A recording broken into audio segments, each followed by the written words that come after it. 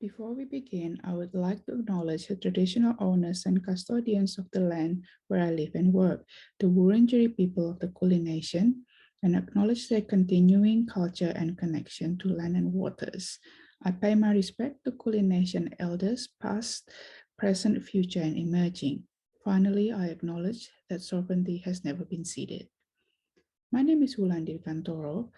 I'm a Mackenzie Postdoctoral Fellow at the School of Culture and Communication at the University of Melbourne, Culver Fellow and convener of this dialogue seminar. The next recording is a performance and presentation by Tintin Wulia and the Alita Choir as part of a one-day symposium at the University of Melbourne. The symposium was co-organized with 1965 Setiap Hari, a research relay collective of 10 cultural workers and researchers based in Indonesia, Australia, and the US. This symposium, conducted on Thursday, 30th of September 2021, examined the impact of the Indonesian mass killings of 1965 and 66 on creative practices in contemporary Indonesia, 56 years after the events. How does this revisiting of the massacre's memory affect the discourse's future? Artist researcher Tintin Wulia addressed this question through a dialogue with the Alita Choir and audience members that highlighted the complexities of historical trauma, collective memory, and archives in a workshop performance about the massacre. Importantly, what this may mean for reconciliation and other futures. The session was in Indonesian, with a simultaneous interpretation in English available for non-Indonesian speaking participants. The following recording is in Indonesian with English subtitles. Terima kasih banyak Wulan dan selamat datang semuanya di sesi kita bersama ini. Sesi ini adalah perbincangan antara saya, Tintin Wulia, dengan paduan suara Dialita. Dan dalam sesi ini saya bergabung dari Kurilpa di Brisbane, tanah air bangsa Jagera dan Turrbal, sejak jauh sebelum negara ini dinamakan Australia.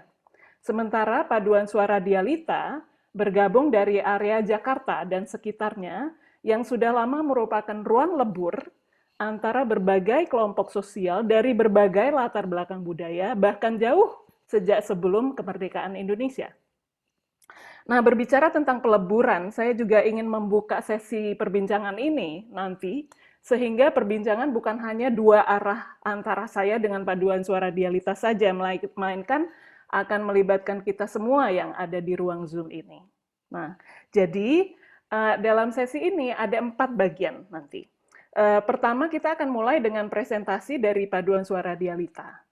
Nah, ini akan kita lanjutkan di bagian kedua dengan presentasi saya tentang konteks sesi kita ini.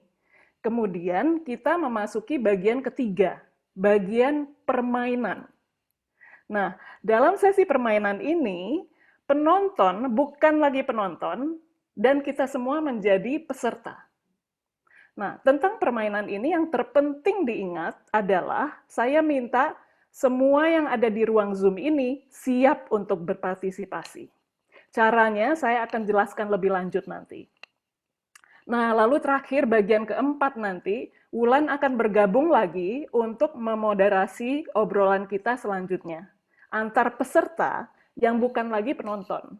Nah, sekarang ini mari kita mulai dulu dengan presentasi Dialita. Oke, mari kita simak bersama.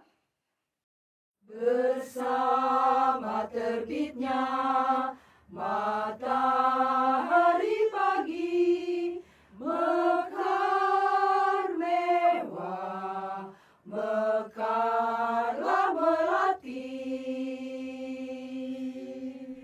Salam harapan padamu kawan, semoga kau tetap sehat sentosa. Bagai gunung karang di tengah lautan, tetap tegak di dera gelombang. Lajulah laju, perahu kita laju, pastikan mencapai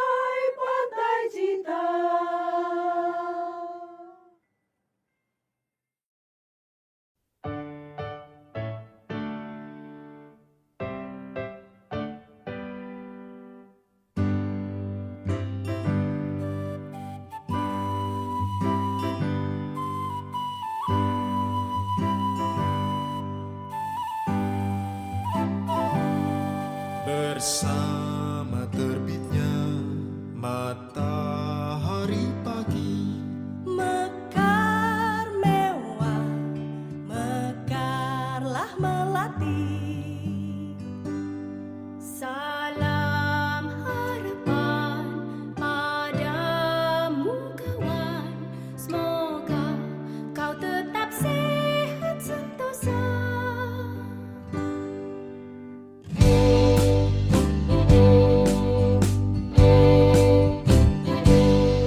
Bagai gunung karang di tengah lautan, tetap tegak di dera gelombang. Lajulah laju, perahu kita laju, pastikan mencapai pantai cinta.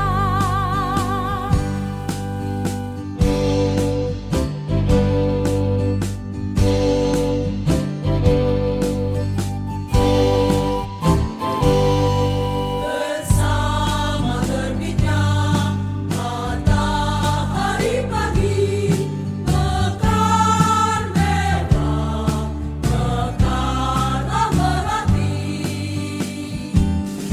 Salam harapan padamu kawan, semoga kau tetap sehat sentosa. Bagai gunung karang di tengah lautan, tetap tegak di dera gelombang. Lajulah laju, perahu kita laju, pastikan mencapai pantai cinta. Lajulah laju, perahu kita laju, pastikan mencapai pantai cinta.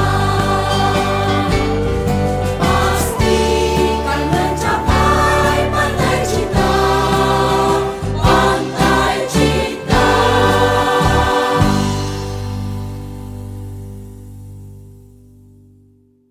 Ibu-ibu Dialita, terima kasih banyak atas presentasi tadi yang sangat menggugah semangat. Nah, saya dengar ada buku yang sebentar lagi terbit. Mungkin Ibu Uci bisa mewakili Dialita untuk membagi informasi tentang buku ini. Terima kasih, selamat siang waktu Jakarta. Sebentar lagi ada sebuah buku yang terbit yang berjudul Onak dan Tari dari Bukit Duri. Ini sebuah memoir dari Ibu Utati. Beliau seorang penyintas 65 dan juga anggota dari Paduan Suara Dialita. Beliau juga yang menulis lagu yang juga dinyanyikan oleh Dialita. Ada sekitar 3 lagu ditulis di penjara Bukit Duri. Semua kehidupan Ibu Utati ini sudah diceritakan, dituturkan kepada Ibu Magdalena Sitorus yang selama ini juga mengikuti Paduan Suara Dialita, karena Ibu Magda ini sebelumnya adalah anggota Komisioner Komnas Perempuan. Nah, beliau yang menulis tentang buku itu. Buku ini diterbitkan oleh penerbit Tanda Baca dan akan didiskusikan dan dibedah pada tanggal 8 Oktober. Untuk link dan lain-lainnya kami tentu akan membagikan kepada semua teman-teman yang hadir di sini dan berharap teman-teman bisa untuk ikut serta di dalam bedah buku tersebut, karena dukungan teman-teman adalah semangat bagi kami. Mungkin itu Terima kasih, Bu. yang Ya. Terima kasih banyak infonya Bu Uci. Penulisnya Ibu Magdalena Sitorus juga ada bersama kita di sini. Halo Bu Magda. Bu Magda sempat bercerita pada saya bahwa buku ini adalah buku pertama dalam sebuah seri buku, betul ya Bu Magda? Ya, rencananya itu ini mudah-mudahan Tuhan mengizinkan ya untuk menjadi serial dari para penyintas 65, khususnya perempuan ya. Jadi perempuan penyintas 65. Ini adalah buku pertama, jadi berharap masih ada kelanjutan tentunya bagi mereka yang berkenan untuk didokumentasikan dalam buku. Jadi ini semacam biografi. Jadi saya mau melihat satu ibu ke ibu yang lain secara utuh gitu. Jadi tidak parsial gitu. Mungkin buku kedua ini tentang Bu Uci nih. Oke. Wah, terima kasih banyak Ibu Magda. Ya, berharap nanti hadir ya di launching tanggal 8 Oktober. Ya. Berharap kami semua tunggu. hadir. Ya, makasih Mbak Titi. Terima kasih banyak Bu Magda. Bicara tentang cerita, saya jadi ingat pertama kali ketemu dengan paduan suara Dialita. Itu tahun 2017. Saya diajak oleh Ibu Ita Fatia Nadia. Ibu Ita juga ada di sini, saya rasa. Terima kasih sekali lagi, Bu Ita. Saya ingatnya dibawa ke satu rumah, di mana ibu-ibu sedang latihan. Tapi sayangnya nggak ada pengiring, jadi pianonya nganggur. Nah, karena saya kebetulan main piano juga, saya sukarela jadi pengiring. Di situ pertama kali saya mulai kenal Dialita, secara langsung main lagu-lagunya juga. Dan saya ingat betul, di sela-sela latihan, Ibu Utati waktu itu menyampaikan satu cerita kepada saya. Dan cerita itu spontan, bikin saya nangis tanpa bendungan sama sekali. Padahal waktu itu saya baru pertama kali ketemu dengan Dialita. Nah, waktu itu saya sedang mengerjakan salah satunya karya 1001 Martian Nights untuk Pavilion Indonesia di Venice Biennial, di mana saya juga menyadur cerita-cerita yang dikumpulkan oleh 1965 setiap hari sejak tahun 2015. Nah, jadi waktu itu saya ajak Bu Tati dan juga Bu Muji untuk jadi aktor dalam 1001 Martian Nights. Latihan Dialita juga termasuk salah satu adegan kunci dalam karya itu. Jadi hubungan ini berlanjut juga lewat kerja kami di 1965 setiap hari, mengumpulkan cerita dan menyebarkannya, di mana ibu-ibu Dialita menjadi salah satu narasumber kami yang sangat giat. Menarik bahwa ternyata kami bisa nyambungnya tuh lewat kegiatan bercerita. Nah, jadi waktu saya mulai memikirkan proyek saya yang sekarang ini sedang berlangsung, Protocols of Killings, atau bahasa Indonesia Protokol Pembunuhan, tentu saya langsung terpikir untuk mengajak Dialita jadi salah satu partner kerja saya. Nah, Protokol Pembunuhan 1965, Jarak dan Etika Peperangan di Masa Depan, bertujuan memperlebar cara kita melihat etika peperangan di masa depan, terutama dalam kaitannya dengan perang drone yang sering digambarkan sebagai pembunuhan jarak jauh. Nah, memang kalau kita bayangkan drone seolah-olah teknologinya sangat futuristik dan tidak bisa kita cerna sekarang atau tidak bisa kita ramalkan. Dan ini sering membuat kita lupa bahwa apa-apa yang futuristik itu pangkalnya selalu di masa lalu dan sekarang. Jadi argumen saya adalah bahwa protokol di balik sebuah kasus pembunuhan jarak jauh yang bersejarah bisa dipelajari untuk menjelaskan protokol peperangan di masa depan. Nah, kasus sejarah yang akan saya lihat adalah pembunuhan massal di Indonesia 1965-66. Singkatnya, saya akan bekerja dengan arsip besar dari Kedutaan Amerika Serikat di Jakarta yang saya akan sarikan dan saya akan cari pola-pola dinamika kelompok dari arsip ini. Arsip ini merekam komunikasi antar kedutaan di seputar pembunuhan massal di Indonesia dari tahun 64 sampai 68. Pola-pola ini akan saya terjemahkan menjadi semacam performance yang melibatkan penonton secara aktif, dan terjemahan ini akan di workshop, di lokakaryakan bersama publik di berbagai tempat.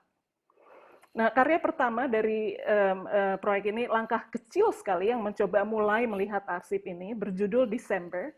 Saat ini sedang dipamerkan di sebuah pameran di Chicago.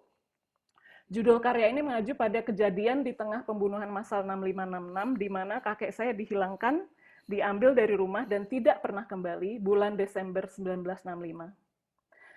Peran Dialita dalam proyek Protocols of Killings ini adalah sebagai salah satu kelompok fasilitator dalam workshop-workshop yang akan saya lakukan untuk merangkul publik untuk berpikir bersama. Nah, seperti Dialita yang harus berkegiatan virtual pada masa pandemi ini, saya juga harus memecahkan masalah yang sama untuk bentuk workshop saya yang tadinya harus publik gitu ya. Jadi sejak Desember lalu, pertama kali bersama Michelle Antoinette di Monash University dan Wulan Dirgantoro, bersama mahasiswa-mahasiswa mereka juga, saya berusaha mencoba bekerja dalam ruang Zoom. Nah, bentuk yang saya ambil adalah bentuk permainan, yang salah satunya sebentar lagi kita akan lakukan bersama. Karena waktu kita sangat terbatas, saya akan langsung menjelaskan seperti apa permainan yang akan kita mainkan bersama ini. Judul permainannya adalah Ingatkah Saat Itu?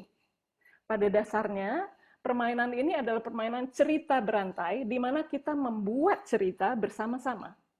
Nah, karena cerita ini kita buat bersama, supaya semua atau sebanyak mungkin peserta Zoom meeting ini bisa berpartisipasi, semua peserta harus siap bila ditunjuk. Nah, yang berarti siap menyalakan mic dan videonya, dan terpenting, harus ingat harus unmute ya. Jadi juga bagian cerita yang masing-masing peserta sumbangkan harus singkat, cukup 1 kalimat. Cerita ini akan berlanjut gitu, yang mungkin di luar kontrol kita, tapi kebersamaan itu yang penting. Nah, supaya lebih jelas lagi, saya akan sampaikan beberapa peraturan permainan. Jadi, pertama, peserta bukan lagi penonton. Kita semua bukan lagi penonton atau pembicara, tapi semua menjadi peserta. Saya akan berperan sebagai pengarah permainan. 2, jabat tangan. Dalam ruang virtual ini, kita perlu semacam jabat tangan ya, virtual. Nah, dalam permainan ini, peserta yang sedang punya giliran bercerita selalu harus memulai kalimatnya dengan frase, "Oh iya, saya ingat itu." Gitu. Jadi setelah peserta mengucapkan kalimat ceritanya, kemudian peserta harus melempar giliran ke peserta berikutnya. Caranya dengan menyebut nama peserta yang ingin ditunjuknya, sambil bertanya apakah peserta itu ingat. Nah, misalnya Bu Uci misalnya melempar giliran ke saya. Bu Uci harus bilang gimana Bu Uci? Mana Bu Uci? Bu Uci harus bilangnya gini, Tintin ingat nggak Tintin? Gitu. Jadi peserta yang ditunjuk dalam hal ini saya, Tintin, kemudian menjawab dan menyebut nama peserta yang memanggilnya. Ini seperti jabat tangan virtual ya. Oh iya Bu Uci, saya ingat Bu Uci.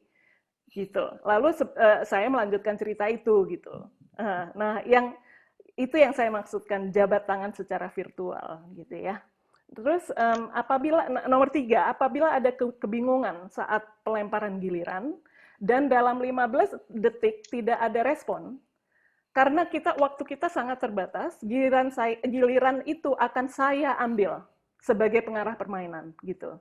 Jadi nanti saya yang akan menunjuk peserta berikutnya juga, supaya waktu kita tidak habis.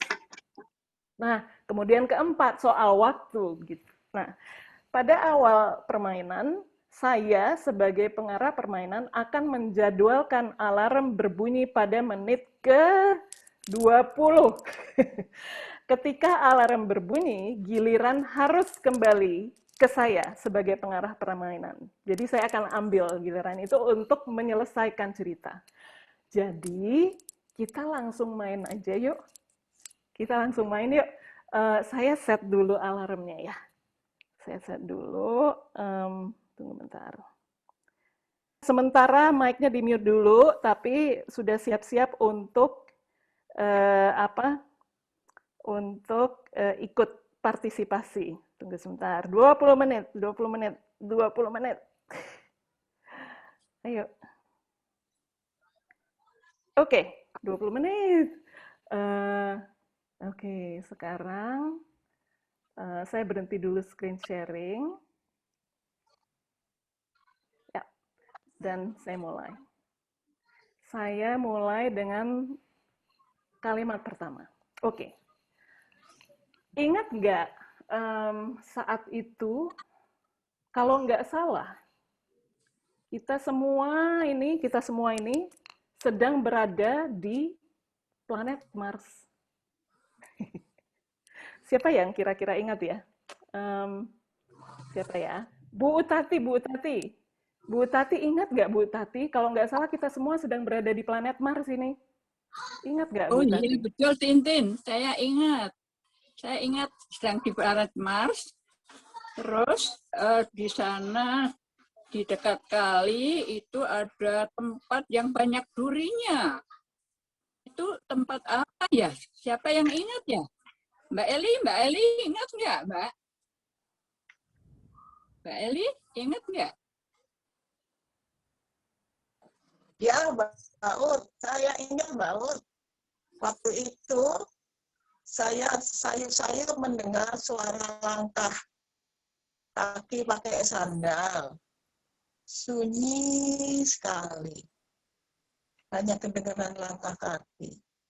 Oh, Dimuji ingat nggak waktu itu, saat itu Dimuji? Ingat Mbak, aku Mbak, saat itu pas sunyi, jadi tidak ada suara orang, hanya suara apa sih bahasa Jawa itu bergumam itu nggak begitu jelas suaranya, hanya dengan rengeng-rengeng lagunya.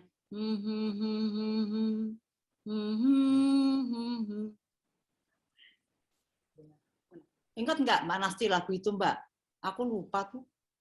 Pasti aku ingat, Bu Muji. Waktu itu hanya ada suara senandung, nyanyian. Entah kemana daku pergi, kemana. Terus Mbak Uci, ingat nggak sih waktu itu ada terjadi apa sih waktu itu? Oh, Mbak Nasti, ingatlah, aku mesti ingat. Itu loh, ada teman-teman kita pada jongkok. Terus ada yang naik ke pundak temannya yang lain. Ir, ingat nggak kamu, Ir? Irina? Ya, halo. Ya Mbak Uci, inget banget. Itu kan waktu itu ada teman kita yang kecil badannya, kayak saya gitu ya, naik ke pundak kawan yang jongkok itu, dan kemudian yang jongkok ini berdiri, melihat keluar ke aula. Dia ingin tahu apa yang terjadi. Nah, kira-kira apa yang terjadi ya Faisah? Faisah ingat nggak, Fai?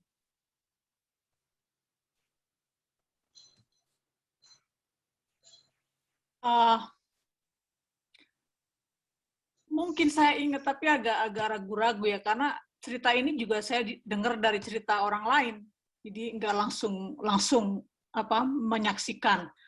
Tapi seingat saya itu seseorang bercerita kepada aku. Tadi Mbak Ir bilang ada orang yang melihat keluar, kayaknya menyaksikan beberapa orang diangkut ke sebuah truk mau dipindah ke tempat lain. Itu yang saya ingat, tapi agak ragu-ragu saya sebenarnya itu karena itu cerita yang tidak langsung ya. Jadi kira-kira siapa yang ingat ya, Fai? Kira-kira siapa yang ingat? Coba. Kayaknya Leli adiknya Mbak Ita ada nggak di sini? Halo Leli. Kalau nggak ada kembali ke saya. Saya mungkin minta tunggu sebentar. Jin Dechua, ingat nggak Jin Dechua?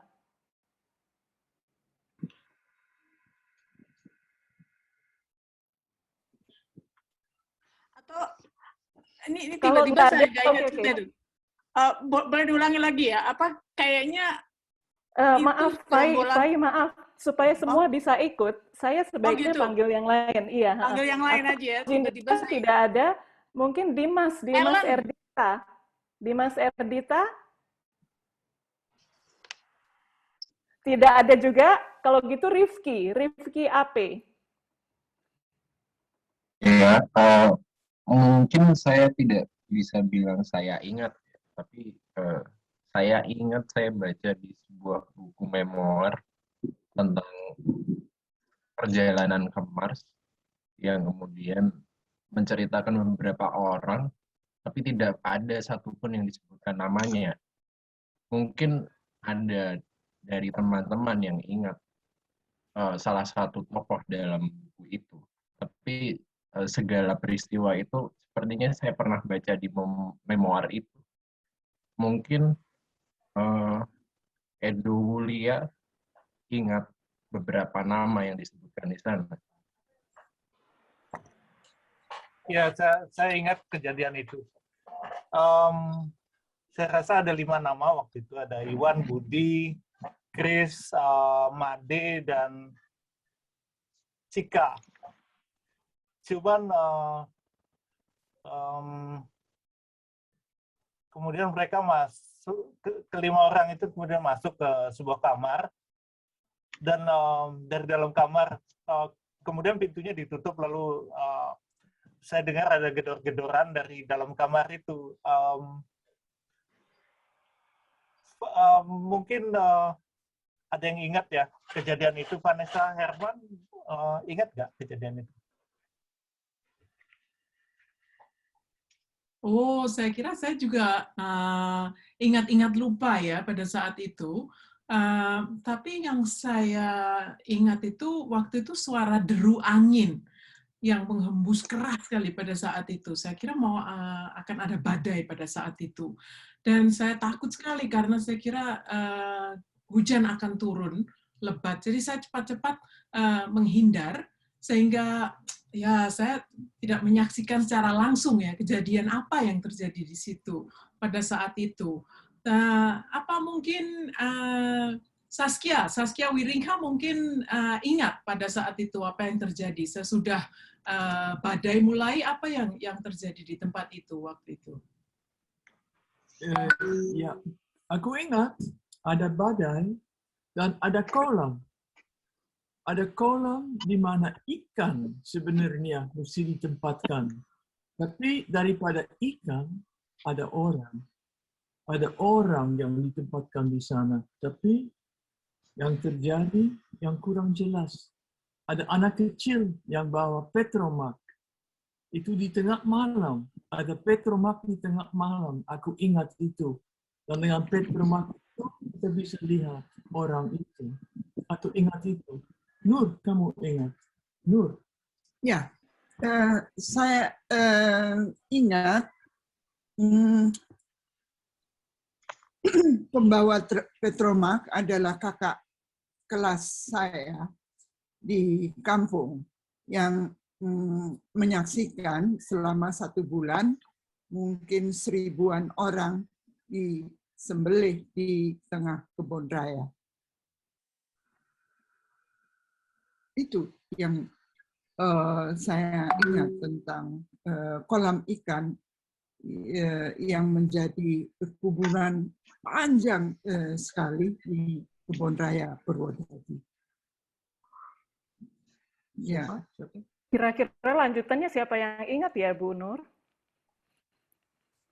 Saya nggak tahu di sini. Kalau nggak tahu mungkin saya yang ini ya, saya yang lempar ke yang selanjutnya. Mungkin Farah ingat. Farah ingat nggak Farah? Faradila Nurdin? Faradila Nurdin tidak ada. Oke, kalau di Desa Ratih Vidiana, apakah ingat kira-kira? Kalau desa juga nggak ada, apakah Karina ingat nggak Karina Utomo? Halo Karina Utomo, tidak ada juga. Oke, Muhammad Farhan bagaimana? Muhammad Farhan ingat nggak? Atau Karina?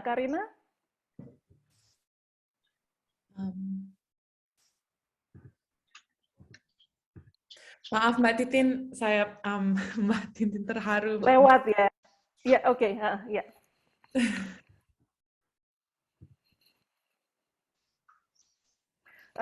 Kalau Karina tidak bisa, selanjutnya Muhammad Farhan.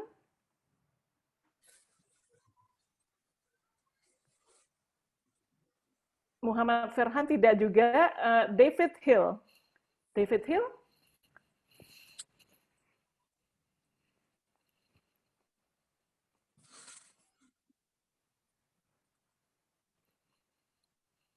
David Hill, ingat nggak selanjutnya apa?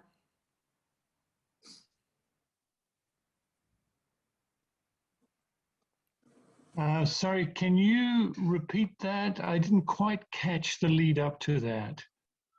Oh, that was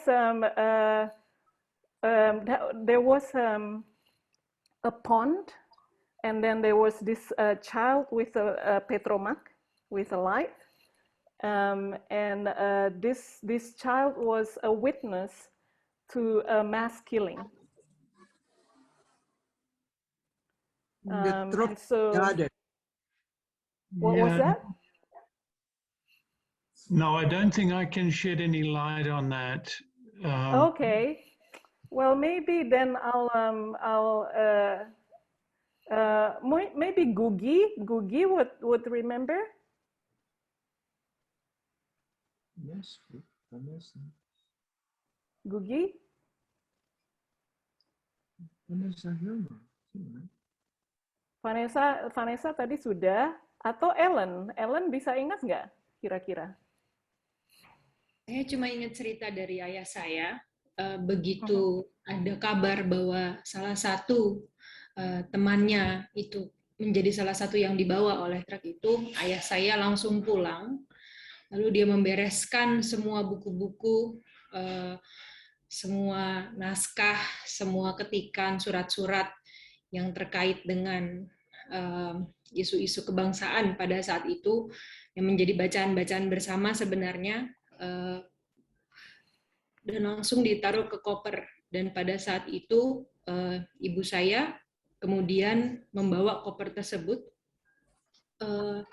tapi memang berjalan bersama kakak saya untuk mengalihkan perhatian, dan menyimpannya di rumah saudara saya di Jalan Pejambon, yang kebetulan juga adalah anggota militer, karena supaya aman gitu ya. Oke. Ellen, terima kasih ceritanya, sudah melanjutkan ceritanya. Kemudian kira-kira siapa yang bisa ingat lanjutan cerita ini ya, Ellen? Mungkin Wisanggeni ya, mungkin bisa tahu pada waktu itu di jalan seperti apa, karena waktu itu kalau nggak salah Wisanggeni ada di Jakarta juga, atau orang tuanya. Tahu kalau Wisanggeni nggak ada, coba Ellen, kira-kira siapa lagi? Basil mungkin? Atau kalau Basil sibuk? Basil sibuk ya. Atau oke, balik ke pengarah permainan juga boleh. Saya coba lagi ke Karina. Karina Utomo, apakah ingat kira-kira lanjutan ceritanya seperti apa ya? Karina?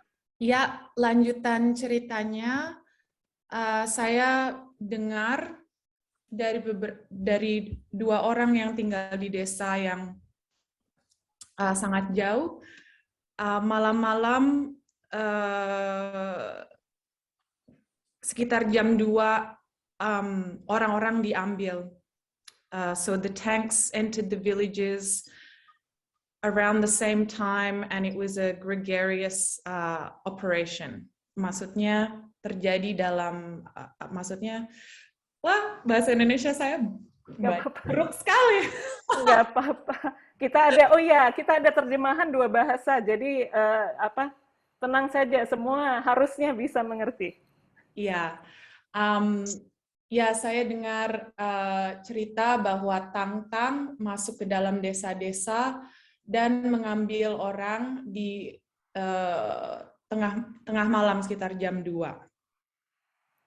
Dan itu terjadi dalam waktu yang dekat.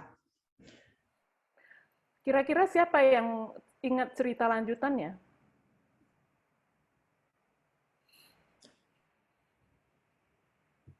Kira-kira siapa ya? Oh, kalau nggak tahu mungkin ke saya balik. Mungkin Sadia Bunstra, do you know what happens afterwards, Sadia?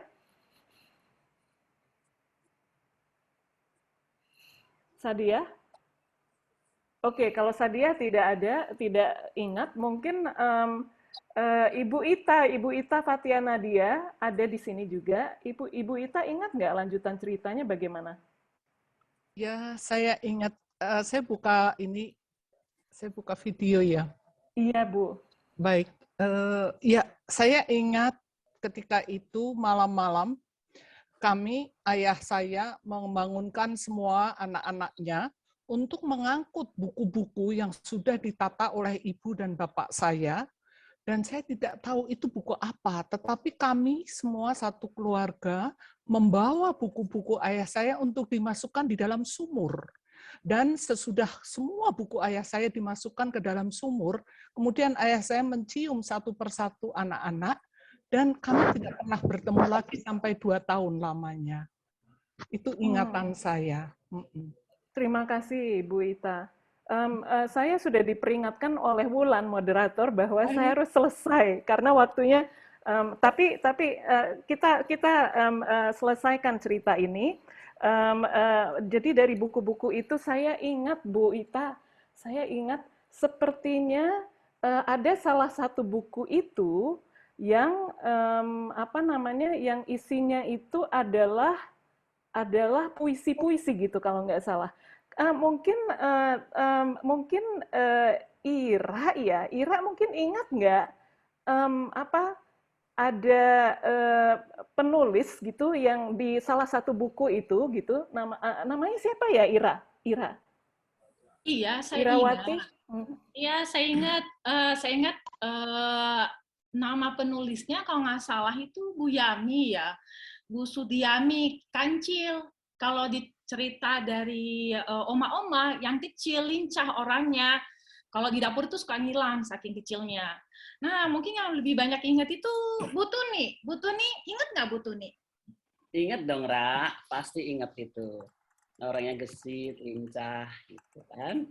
Tapi kayaknya dia punya sesuatu deh. Pernah menulis puisi ya? Puisi apa itu ya isinya?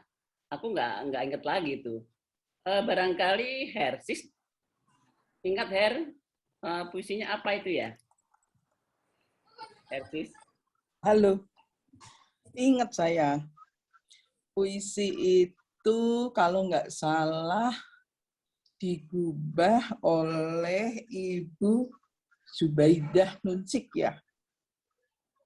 Iya, kalau nggak salah. Indah sekali puisinya itu. Judulnya apa ya? Siapa yang ingat ya? Saya mau manggil siapa yang ingat ya? Bu Uci kali, Bu Uci kayaknya ingat deh, Bu Hersis. Bu Uci, mau Bu Uci lagi. Bu Uci ingatannya kuat ya. Coba Bu Uci. Kayaknya.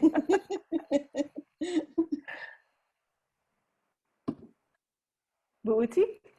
Iya, aku ingat. Ya, Bu Uci. Iya, itu judulnya Relakan. Oh. Relakan. Ingat nggak? Siapa ada yang bisa menyanyikan? Mungkin Tuni kali. Ingat nggak, Tun? Ingat aku. Tapi coba dulu dong. Aku kurang begitu, awal-awalnya kurang begitu tahu. Mbak Eli mungkin. Mbak Eli Runtuh. Ingat nggak awalnya gimana lagu itu?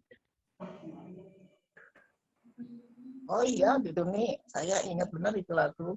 Jadi lagu itu awalnya relakan, relakan. Kayaknya seperti itu deh. Mungkin Dinasti lanjutannya tahu ya? Apa ya lanjutannya Dinasti?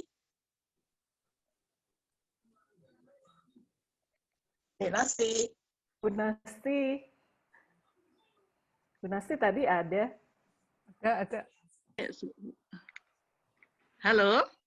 Iya. Pasti saya ingat Mbak Eli. Ya. Sudah relakan-relakan itu terus demi satu cita, kita pasti berjumpa. Terus gimana ya lanjutannya? Mungkin Mbak Tuni kali ya yang ingat. Mbak Tuni ingat nggak lanjutannya gimana?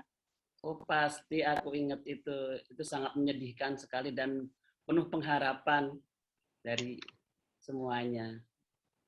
Terusannya, di alam bebas merdeka. Begitu kayaknya terakhir lagunya. Iya. Tintin ingat Wah, nggak? iya Gimana? Bu Tuni. Aduh, saya ingat sekali sekarang semuanya sudah lebih jelas. Terima kasih banyak Bu Tuni dan semua ibu-ibu Dialita dan semua peserta yang lain. Terima kasih banyak. Cerita ini mungkin nanti kita akan ini juga ya susun dan jadikan satu rangkai gitu. Ya, terima kasih banyak atas pengingat-pengingatnya. Terima kasih banyak juga untuk semua peserta sudah bersama-sama mengingat-ingat cerita ini. Saya sebenarnya ceritanya tadi kemana-mana, kita mulai di Mars, lalu ada kali yang ada banyak duri, kemudian ada kolam, ada lampu Petromax, ada pembunuhan, ada koper-koper yang harus dimasukkan ke buku-buku yang harus dimasukkan ke sumur, koper-koper yang harus digegas ke tempat lain, lalu ada tank atau truk yang mengangkut orang ya. Wah, untungnya ini direkam, jadi nanti kita bisa lihat lagi ceritanya bagaimana. Penonton apakah ada mungkin atau ibu-ibu Dialita atau penonton apakah ada kesan tersendiri atau komentar mungkin ada komentar yang saya bisa baca, wah dari Valencia Huta Barat bunga katanya, lalu Suryawati Q harus sekali terima kasih ibu-ibu teman-teman dan Tintin, peluk hangat untuk semuanya. Mikael, hormat saya buat oma-oma Dialita. Mikael bilang untung nggak ditunjuk, sibuk nangis katanya. Faisa bilang Dialita mantap, paling perform nih katanya. Ibu-ibu Dialita jitu dalam permainan ini kata Vanessa. Ibu-ibuku matur nuwun kata Sirin Farid Stevi. Kemudian Ibu Nur bilang benar, powerful for menolak lupa, sebuah metode pelatihan yang bagus pelatinan yang bagus sekali untuk membangkitkan kesadaran tentang genosida 65. Karina, can I share? Jadi Karina tadi waktu saya tunjuk bilangnya, aduh maaf Mbak Tintin, I was so touched by the last speaker, I got a bit emotional. Vanessa Herman bilang asik, ini partisipatif banget, mengingat dalam kelompok. Jadi kayaknya mungkin kita langsung ajak Wulan lagi untuk memmoderasi percakapan selanjutnya kalau misalnya memang masih ada waktu ya. Kayaknya kita bisa langsung mengundang pertanyaan untuk teman-teman kalau ada yang mau mengajukan pertanyaan kepada ibu-ibu dan kepada Tintin, silahkan ketik pertanyaannya di fungsi chat. Kita punya waktu kurang lebih 5-10 menit untuk merespon, untuk memberikan apresiasi atau komentar kepada Tintin dan kepada ibu-ibu. Tintin, mungkin sambil menunggu pertanyaan, kamu bisa kira-kira merangkum kembali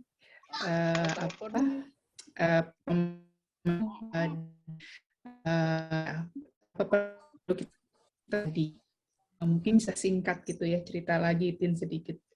Maaf, Wulan tadi agak putus, boleh diulang lagi apa yang aku harus rangkum? Kamu bisa merangkum lagi permainan kita ini gitu, dan bagaimana kamu melihat permainan ini terkait dengan ingatan yang sudah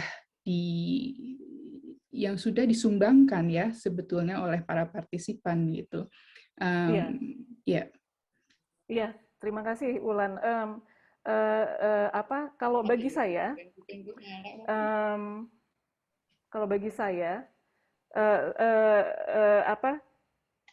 cerita itu cerita itu memang selalu cerita itu kan mempengaruhi kita sekali gitu ya. Bagi saya sendiri identitas saya rasa dibentuk oleh cerita-cerita di masa kecil juga. Jadi cerita di masa kecil waktu ayah saya misalnya cerita tentang kakek yang diambil gitu. Dan itu bahwa itu rahasia, tidak boleh disebar atau dibilang ke orang lain gitu. Itu sangat mempengaruhi identitas saya gitu. Dan waktu itu saya nggak ngerti bagaimana gitu. Tapi terus kemudian waktu sudah dewasa dan sudah mulai bisa bertanya tentang 65 dan mulai bertanya, terus saya baru kemudian dari waktu saya mulai cerita, dan cerita itu waktu itu pertama kali saya cerita itu sebenarnya kecelakaan. Saya nggak merencanakan akan cerita, tapi waktu itu sekitar mungkin 8 tahun setelah, beberapa tahun, saya lupa tepatnya berapa tahun, tapi berapa tahun setelah Soeharto jatuh, bersama teman-teman saya sedang makan siang, tiba-tiba terlontar, kakekku dulu diambil 65. Dan itu, waktu itu reaksi saya yang betul-betul, jadi cerita itu keluar, reaksi saya sendiri yang mengagetkan saya. Saya merasa bahwa waktu itu juga, saya akan dibunuh saat itu juga. Karena ini harusnya rahasia, saya nggak boleh sebar gitu.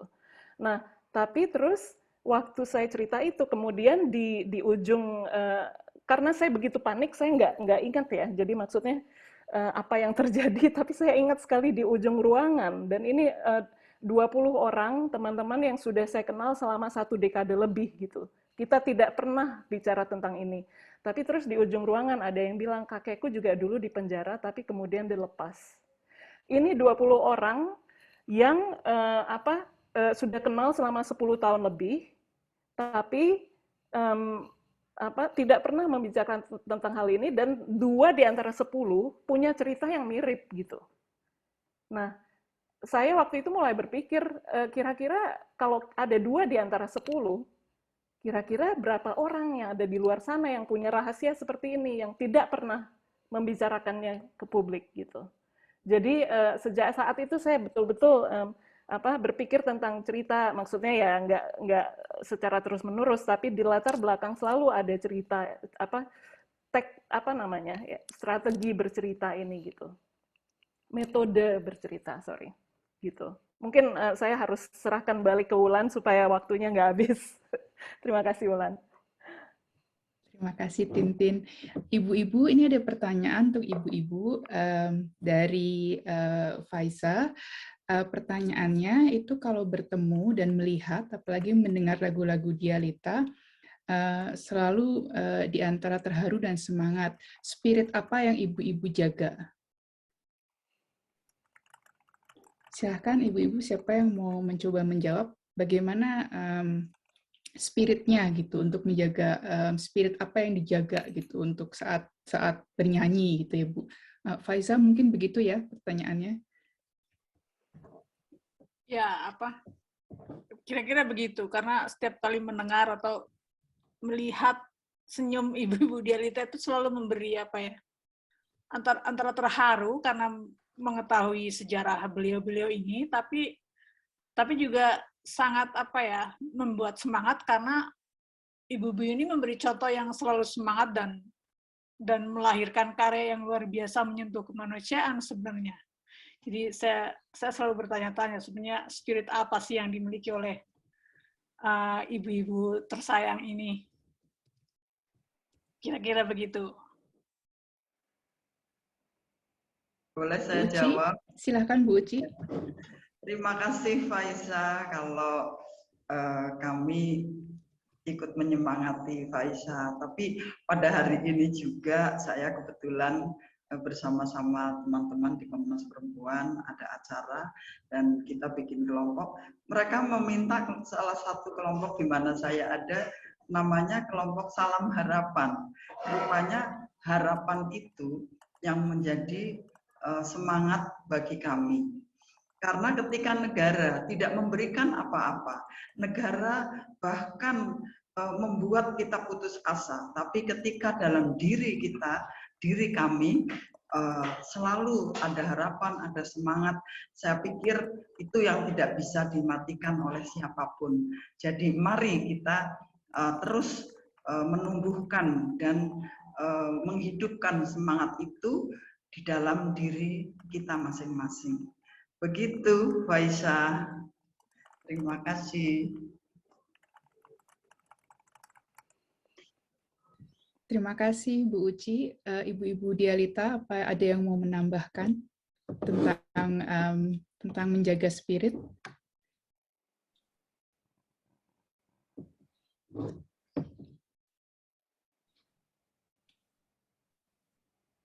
Mbak Ira? Masih di mute ya? Katanya mau bicara. Mau Oh tadi iya. mute. Tadi kelihatan.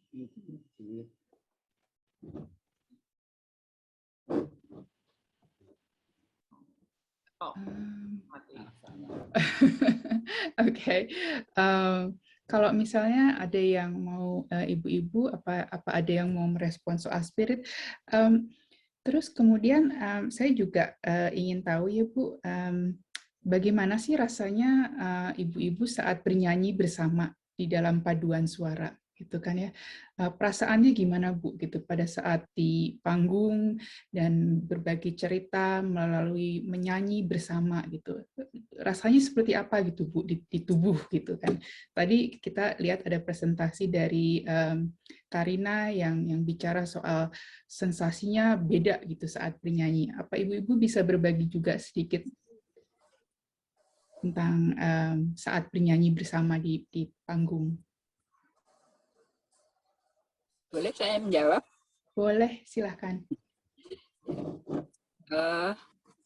Kalau yang saya rasakan sendiri itu setiap bisa menyanyi bersama dengan teman-teman kelompok Dialita atau teman yang lain itu menyanyikan lagu-lagu yang dari dalam tahanan ya, karya ibu-ibu dalam tahanan itu ada rasa bahagia karena bisa menyampaikan karya ibu yang sedang dalam keadaan nggak normal, tapi karena memang ibu-ibu itu adalah punya pikiran yang baik untuk lingkungannya, untuk anaknya, untuk tanah airnya. Jadi menciptakan lagu-lagu. Nah itu sayang sekali kalau nggak ada yang menyampaikan kepada generasi penerus gitu. Jadi saya merasa bahagia karena bisa menyampaikan pesan dari ibu-ibu itu keluar ke orang-orang muda terutama. Terima kasih. Terima kasih Bu Tati. Itu penting sekali bagi kami generasi muda untuk bisa mengingat dan memahami cerita dari lagu tersebut. Tintin, apakah Tintin mau merespon dari pertanyaan ini? Silahkan ya Tin, mohon singkat karena kita akan segera closing. Oke. Iya, mungkin saya coba ini ya, rangkum lagi semuanya juga dengan hubungannya dengan Dialita sebagai paduan suara yang berarti ada ada sekitar 20 orang ya Bu ya sekarang ya anggotanya, dan masing-masing itu punya cerita gitu. Bagi saya cerita itu tidak pernah sendiri, seharusnya tidak pernah sendiri. Dan hubungannya dengan identitas kebangsaan juga sangat erat sebenarnya. Karena identitas kebangsaan adalah narasi. Itu adalah cerita tertentu yang kita sejak kecil dicekokin gitu, bahwa orang Indonesia ini begini loh, orang Indonesia tidak begini, Indonesia ini adalah A dan bukan B. orang Indonesia itu adalah C dan bukan D gitu. Itu adalah cerita-cerita yang kita cerna dari kecil gitu.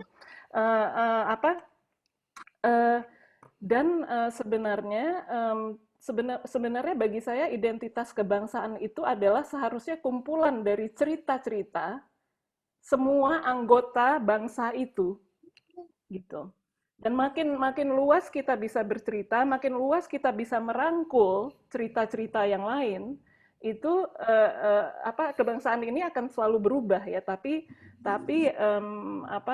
itu akan berkembang terus dan bukan berarti bahwa cerita kita itu tidak berhubungan dengan yang lain gitu. Itu harus berhubungan gitu sih. Apalagi ya, mungkin itu aja. Mungkin kalau misal mudah-mudahan cukup jelas, tapi ya itu bahwa identitas kebangsaan itu seharusnya dibangun dari cerita-cerita personal seperti ini, gitu.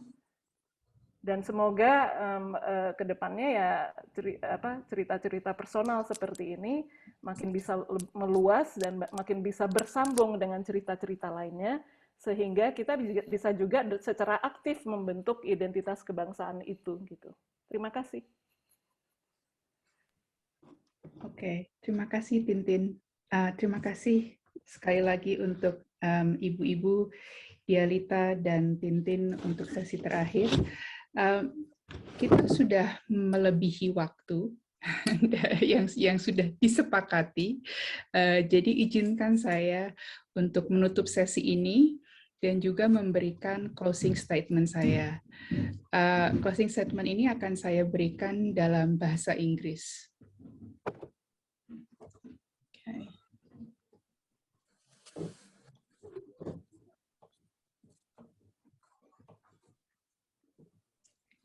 So from today's symposium, I believe it is evidently clear that the impact of the 1965 and 66 genocide continues until today, 56 years after the event. We have seen today how artists, alongside scholars, curators, activists, and survivors have worked together by exploring various and diverse trajectories from stories, oral histories, and visuals through an expanding transnational network. Today's symposium really shows that our collective memory, those in Indonesia and abroad, can be visualized and, most importantly, experienced differently. By highlighting some of the paths not taken in the formation of dominant narratives through through archives, reopening those archives, and in a way, it also this action also reactivate the potential of certain icons and narratives to become recuperated as new sites of future memory of 1965 and 66. Now, when opening up this or revealing the situations and issues and problems, we are only beginning to understand the intricacies between representation, creative practice, and the ethical dimension of such endeavor. So we hope that the symposium will be one of the many more conversations and dialogues about 1965 in the future. So I have a long list of thank you. But first, I'll start with the Mackenzie Fellowship, Center of Visual Art, COVA, School of Culture and Communication, and the Indonesia Strategic Group members at the Faculty of Arts at the University of Melbourne for all their support.